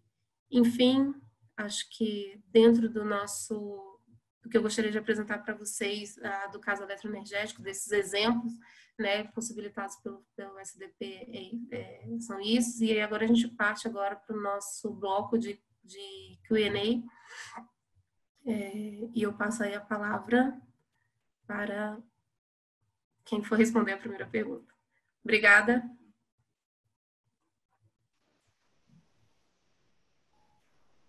Bom, posso começar então? Já que ninguém falou nada. Oi? Pode ir lá, vamos lá. Tá, então veio uma pergunta aqui. Deixa eu achar aqui. Veio uma pergunta aqui do Jairon Leal, perguntando, além desses dados de reanálise, o Time Series Lab considera possíveis mudanças climáticas para a modelagem de eólica e solar? Isso é uma pergunta interessante que também fizeram no último webinar. Hoje em dia, a PCR tem algumas metodologias para representar mudanças climáticas nas séries de vazão. E a gente ainda está investindo, está começando a fazer pesquisa no tema da representação de modelagem de mudanças climáticas na nossa modelagem de geração renovável. Tá? Então, a resposta é simples, não temos nenhuma possibilidade de representação de mudanças climáticas ainda. Isso é um tema que a gente ainda está estudando. Tá? E aí, aproveitando o gancho, tá? Veio uma pergunta aqui do Everton de Almeida Lucas, que ele pergunta se o Time Series Lab, se a gente tem alguma previsão de, no futuro, utilizar dados de ensembles numéricos, tá? Que, em outras palavras, são utilizar alguns cenários futuros de variáveis atmosféricas para, entre outras coisas, modelar mudanças climáticas. Né? Então, as perguntas se complementam muito bem, porque justamente como a gente está fazendo pesquisas aí neste tema, de repente utilizar esse tipo de cenários futuros de algumas variáveis atmosféricas seja um caminho a seguir para representar mudança climática nos cenários renováveis. Tá? Então, espero que eu tenha conseguido responder as duas perguntas. Então, é mais ou menos isso. Né? A gente está fazendo pesquisa basicamente nesse tema. Hoje em dia não é possível ainda. Tá. Tem uma pergunta aqui do Leandro Andrade Nassif. Para o caso da rede de transmissão, qual a origem dos dados que vocês utilizam? Olha, Leandro, a gente utiliza alguns dados, dependendo muito do horizonte do trabalho. Né? Então, se a gente estiver falando de horizonte mais longo prazo, a gente utiliza os dados do PDE, né, que são disponibilizados no formato na rede. Se for um caso de mais curto prazo, no horizonte do PMO, por exemplo, a gente utiliza os dados do PAR, tá bem? Certo. Tem uma pergunta aqui que posso pegar?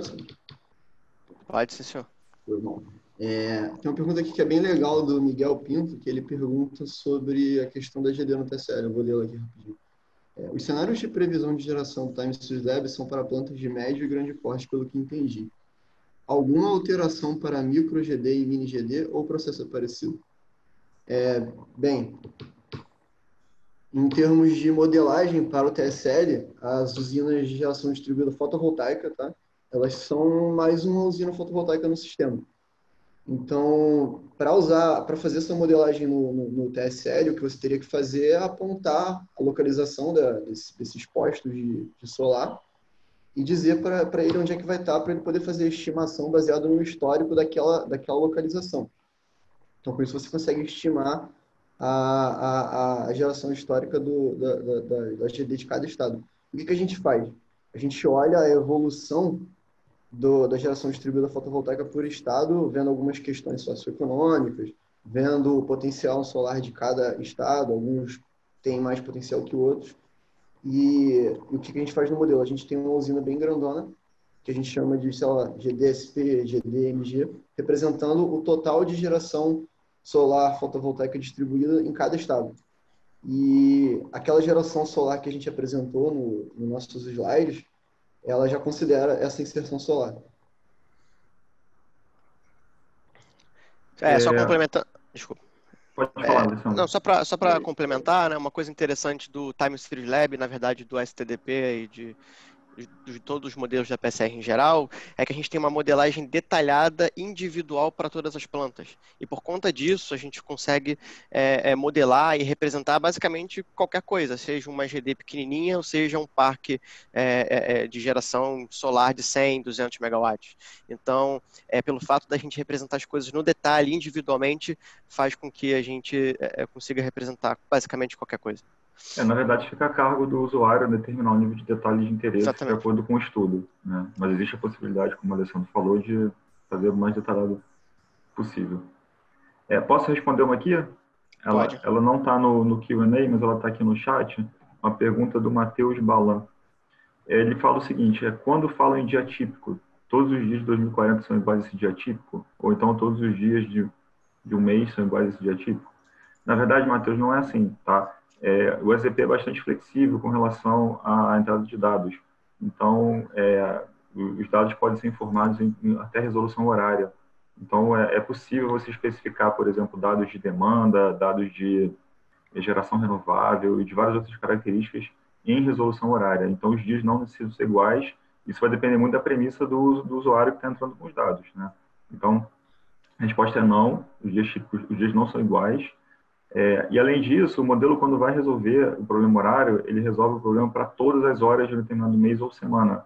Ele não resolve o modelo para um dia típico, não faz nenhum tipo de média, nada desse tipo. Tá? Então, quando a gente fala na solução de um ano, a gente está falando das 8.760 horas daquele ano mesmo. Tá? E aí, é claro, esse problema é complexo, computacionalmente desafiador, e existe uma equipe aqui dedicada a criar estratégias e formas de abordar esse problema da melhor forma possível, considerando aí o trade-off entre custo computacional e qualidade da solução. Tá? Esse que é o nosso trabalho, basicamente. Tá? Deixa eu pegar outra aqui.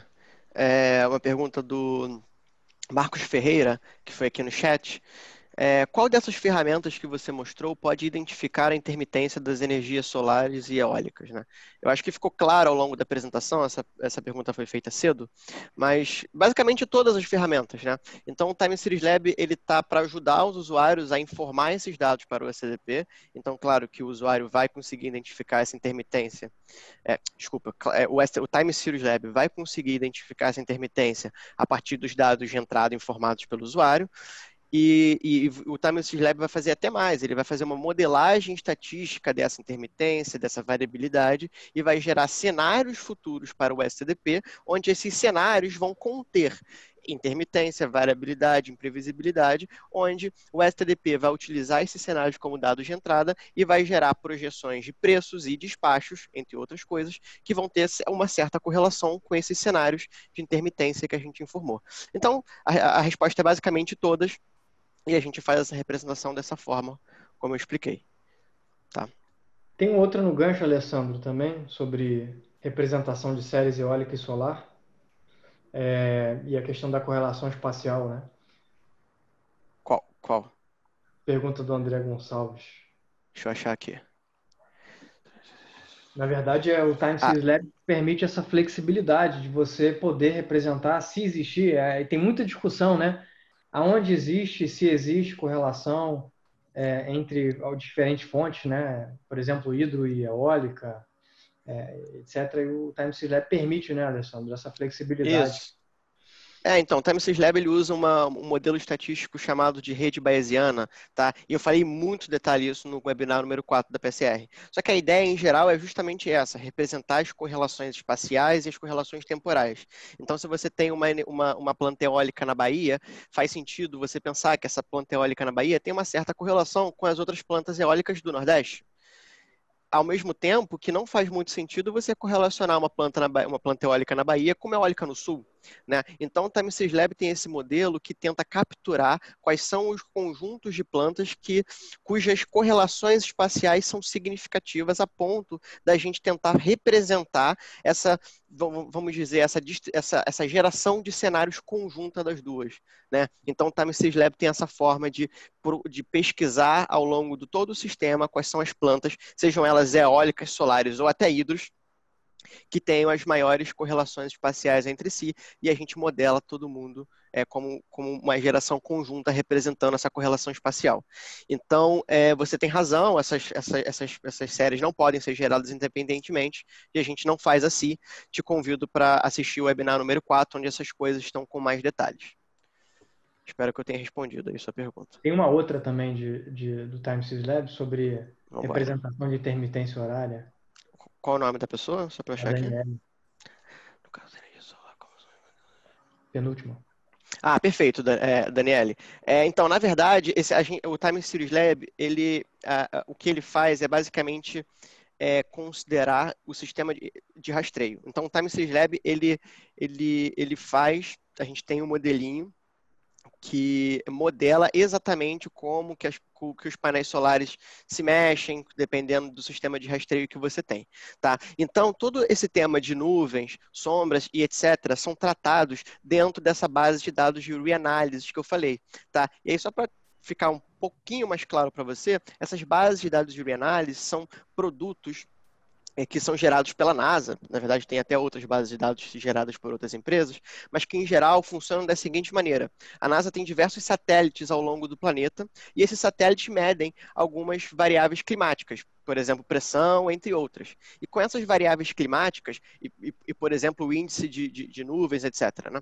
E com todas essas variáveis climáticas, a NASA gera resultados de irradiação solar, velocidade do vento e temperatura. Então, os dados que o Time Series Lab consome já estão considerando a possibilidade de uma passagem de uma nuvem, da passagem de uma sombra, etc. Tá? Então, o Time Series Lab representa essas coisas, digamos que indiretamente, através dessas bases de dados de reanalysis que já entregam tudo, digamos, mastigado. Tá? Obrigado pela pergunta. Tem uma outra pergunta aqui do Jairon Leal. Não sei se responderam ainda. As possíveis benesses decorrentes da colocalização de geração por recursos renováveis, variáveis, usinas híbridas, podem ser consideradas nesse amplo processo de transição energética. Posso responder ou você vai... Pode, se quiser, pode responder. Não, pode ir lá, falar. Não, na verdade, se eu entendi bem a pergunta, a questão está muito orientada ao processo de você ter geração distribuída no sistema e tem a ver com a questão de qual é o impacto disso no sistema como um todo, incluindo a rede de transmissão, né? Eu imagino que essa é a abordagem da pergunta e sim, dado que você, como a Marta apresentou, né, como você pode representar nos modelos detalhadamente o sistema de geração e transmissão, obviamente a localização desses recursos distribuídos podem ser avaliados nas rodadas das ferramentas e você combinar decisões de investimento em geração e investimento em transmissão, geração e transmissão, diferentes recursos, etc. Só posso dar uma complementada, Sheba? Que ele comentou também aqui de usinas híbridas, e uma coisa interessante é que, como eu já falei, os nossos modelos eles fazem uma representação individual detalhada de todas as plantas, né? Então, quando a gente fala de plantas híbridas, por exemplo, plantas solares com uma bateria, você pode, dentro dos nossos modelos, fazer uma representação detalhada da sua solar, uma representação detalhada da sua bateria e dizer que por exemplo, a bateria só pode ser carregada pela solar, e aí o resultado seja como uma planta híbrida mesmo, de fato, né? Então, o SDP ele é um modelo que ele te permite fornecer o nível de detalhe que você deseja, e praticamente você pode fazer o que você quiser, tá? Porque é tudo basicamente individual e muito detalhado. Tá? Então, isso é uma das coisas que eu acho bem interessante do SDP e um diferencial quando comparado a outras ferramentas computacionais. Tá? Tem uma pergunta do Matheus Gonçalves, que é relacionada as usinas hidrelétricas reversíveis, se é possível modelá-las no SDP e no Optigen, que é o software de planejamento, né? As ferramentas de planejamento. A resposta, Matheus, é sim, tá? As usinas reversíveis, na verdade, o modelo matemático delas é bastante, não é mais complexo do que uma usina hidrelétrica normal. A grosso modo, basicamente, uma usina reversível é aquela usina que, em determinado momento, ela está bombeando água em um sentido e ela consome energia para fazer isso, tá? Em outro determinadas horas, ela tá gerando energia. Então, basicamente, ela fica oscilando entre o fluxo de água de armazenar água ou gastar água para gerar ou consumir energia. E isso pode ser representado no SDDP e também pode ser representado no Optigen. Então, inclusive, é possível que você faça projetos de usina reversível e avalie qual é o benefício dessa usina no sistema, tá? Eu vou convidar você também a assistir nosso webinar anterior, foi um webinar dedicado às usinas reversíveis, que é o webinar número 8. Tá? Ele está disponível nas nossas redes sociais, você pode encontrar no nosso canal do YouTube, e lá tem bastante detalhe a respeito de um projeto que a PSR fez envolvendo as reversíveis.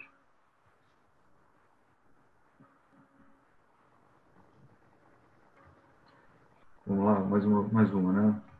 Tem uma pergunta aqui, acho que a Marta talvez pode querer responder, sobre conexão de geração distribuída. Conexão de geração distribuída gera muitos impactos nos ramais de distribuição, em especial nos reguladores de tensão. Vocês acham que isso tende a frear a disseminação dos recursos energéticos distribuídos no Brasil?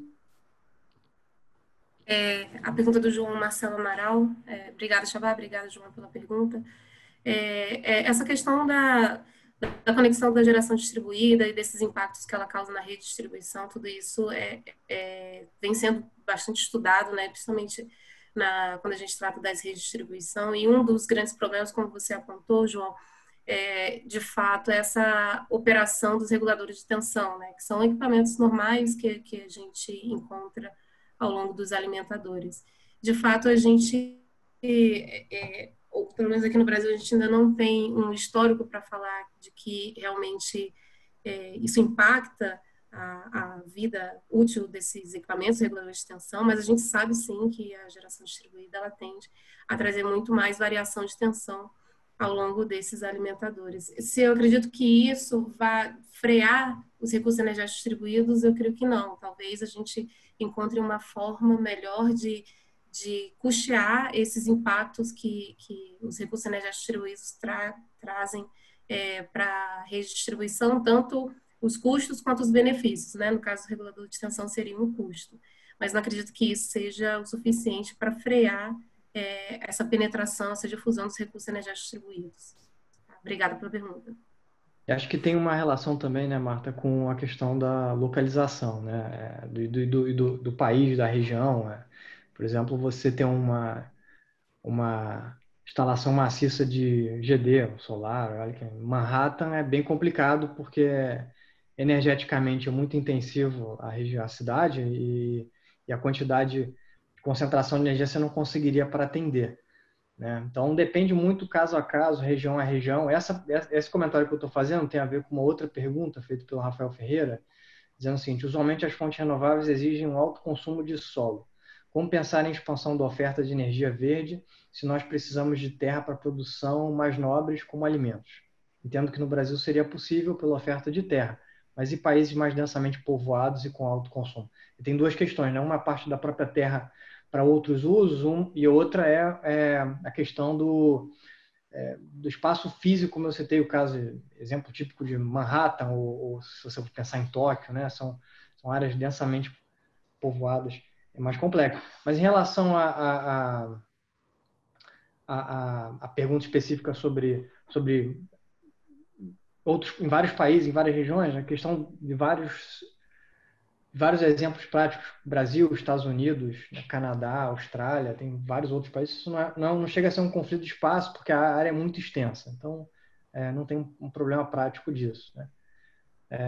Outros países da América Latina, em geral, isso não é um problema. Chile, por exemplo, que já é mais limitado, também não acontece porque aí você usa a área de deserto, né, para botar a geração renovável. Na eólica, realmente, isso é uma questão bem crítica, porque o espaço não é muito disponível e a área sempre foi muito ocupada. Tanto que isso motivou, os problemas sempre trazem novos avanços, né, e novas discussões. Então, na questão da Europa, foi o que muito motivou a criar espalhamento, a diversificação para eólicas offshore, que se tornaram muito competitivas. Na Europa também existem outras opções, por exemplo, interligar com o norte da África, né? E na Ásia também tem opções de interligação com outras áreas. Mas cada caso é um caso e cada problema é um problema.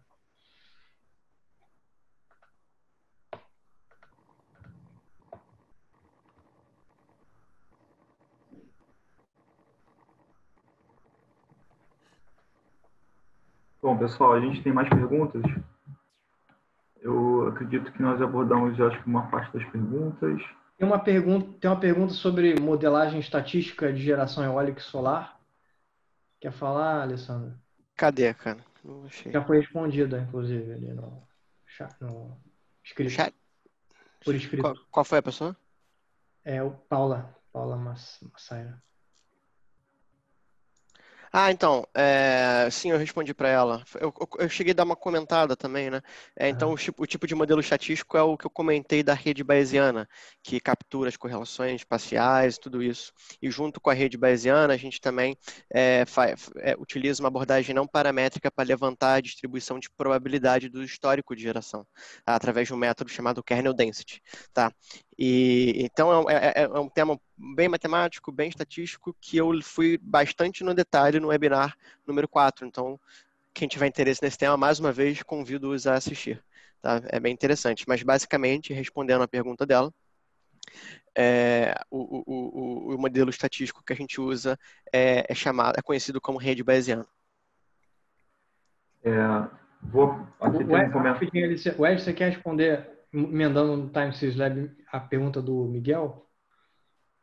Você respondeu por escrito?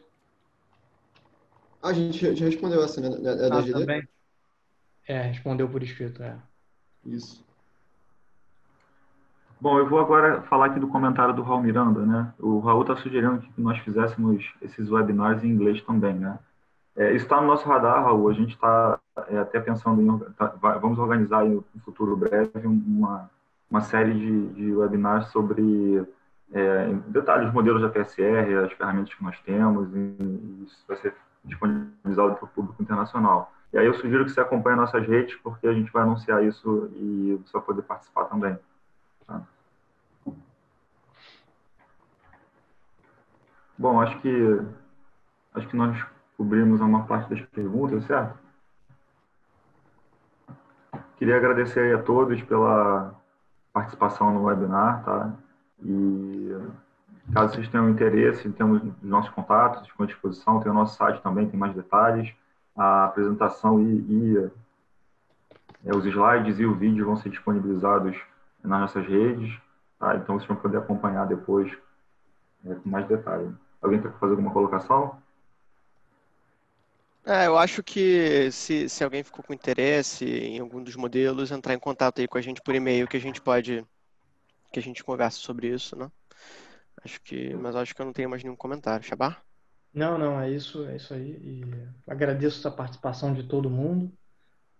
Eu não vi qual foi o pico de participantes que tivemos, mas de uma hora tinham 210 participantes, com várias perguntas. Então é um prazer grande a gente poder estar tendo essa troca com todos vocês e fechar esse círculo de 9 webinars e já planejar os próximos passos e as próximas discussões. É isso. Agradeço. Só queria agradecer também e caso alguém tenha interesse nos estudos que a gente faz também utilizando essa super ferramenta que é o SDDP, é só entrar em contato com a gente. Mesmo aqui, precisando, estamos à disposição. Obrigado a todos. Valeu. Tchau, tchau. Tchau.